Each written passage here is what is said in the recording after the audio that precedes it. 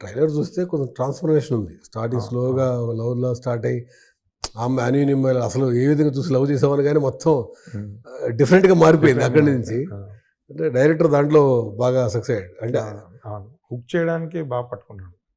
అంటే ఇప్పుడు సినిమా బన్నీవాస్ గారు సినిమాకి గర్ల్ ఫ్రెండ్‌తో ఎళ్ళొద్దు, వాళ్ళతో ఎళ్ళొద్దు, కలిసి చూడొద్దు అని చెప్పారు. మీరేం చెప్తారు అసలు సినిమా చూడాలంటే? అది బేసికల్లీ వాసు గారు స్టేజ్ మీద మాట్లాడుతున్నప్పుడు మనకు ఓన్లీ 2 మినిట్స్, 3 మినిట్స్ టైం ఉంటది. స్పీడ్‌గా మాట్లాడేస్తుంటాం. అండ్ వెనకాల అరవింద్ గారు ఉన్నారు. ఆయన ఉద్దేశ్యం ఏంటంటే, ఒక రిలేషన్‌షిప్‌లో ఉన్నవాళ్ళు గానీ, రిలేషన్‌షిప్‌లోకి ఎంటర్ అవ్వాలనుకునే వాళ్ళు గానీ, ఈ సినిమాకెళ్ళేటప్పుడు జాగ్రత్తగా ఉండండి అంటే ఏంటంటే, మనలోని లోపాలు కనబడొచ్చు.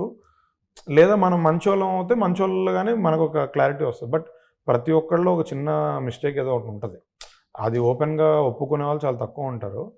ఆ చిన్న మిస్టేక్స్ ఏమైనా ఉంటే మనకు ఒక చిన్న రియలైజేషన్ వస్తదనేది ఆయన ఉద్దేశ్యం. అంతేగాని మీరు భయపడతారు, మీరు సినిమాకెళ్ళొద్దు అని కాదక్కడ. అట్లా అనలేదు ఆయన కానీ కూడా. అది అలానే క్యారీ అయింది. అమ్మో! ఈ సినిమాలకెళ్తే గొడవలు అయిపోతాయేమో మన రిలేషన్‌షిప్‌లో అది ఆ రోజు అలానే క్యారీ అయింది. ఏంటంటే గర్ల్ ఫ్రెండ్, బాయ్ ఫ్రెండ్ కలిసెళ్తే సినిమా చూసి బయటికొచ్చాక ఎంతమంది కలిసుంటారో, విడిపోతారో డౌటే అనే జోన్‌కెళ్ళిందది.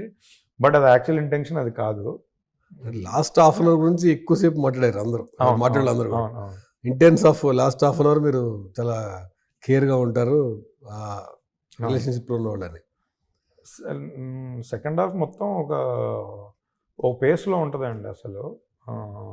ఫస్ట్ హాఫ్ అంతా ఎమోషన్స్ కనెక్ట్ అవ్వడానికి కొంచెం టైం తీసుకుంటది. సెకండ్ హాఫ్ మాత్రం ఒక సూపర్ పేస్‌లో ఎళ్తది.